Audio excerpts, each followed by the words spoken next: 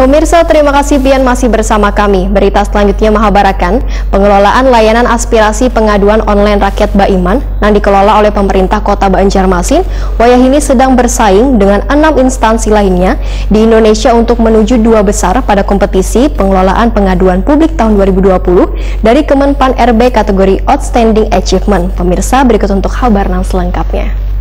Terus kemudian ada inovasi-inovasi yang membuat orang Pengelolaan layanan aspirasi pengaduan online rakyat Baiman yang dikelola oleh pemerintah Kota Banjarmasin wayahini sedang bersaing dengan 6 instansi lainnya di Indonesia untuk menuju 2 besar pada kompetisi pengelolaan pengaduan publik tahun 2020 dari Kemenpan RB kategori Outstanding Achievement. Kasih Pengelolaan Opini Publik Diskominfotik Banjarmasin Nofri Gitayanti Wetakoni Prima TV Baisukan Sabtu 14 November 2020 memadahkan, berdasarkan keputusan Menteri Pan RB nomor 190 tahun 2020 tentang penyelenggaraan kompetisi pengelolaan pengaduan pelayanan publik tahun 2020, Banjarmasin masuk 6 besar sebagai kategori Outstanding Achievement. Sedangkan 5 kota wan provinsi lainnya yang masuk kategori Outstanding Achievement diantaranya BPOM, Provinsi Kalimantan Selatan, Kota Bojonegoro, Kota Semarang, wan Kota Bandung. Nofri Gitayanti mengaku baru merampungkan tahap evaluasi lanjutan pada kompetisi pengelolaan pengaduan publik tahun 2020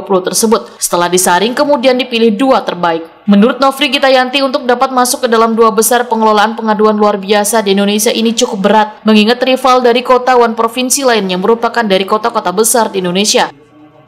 Alhamdulillah, hari ini kita sudah selesai melaksanakan tahap evaluasi lanjutan kompetisi pengelola pengaduan tahun 2020.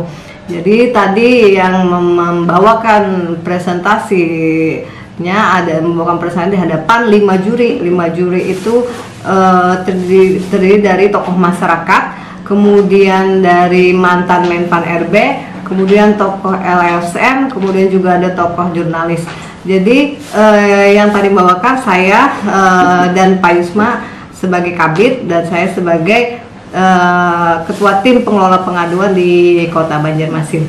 Alhamdulillah berjalan lancar dan sukses. Mudah-mudahan hasil yang didapat juga sesuai dengan apa yang sudah kita usahakan selama ini. Nofri Gitayanti berharap bisa masuk dalam 2 besar. Pengumumannya pada 25 November 2020 mendatang.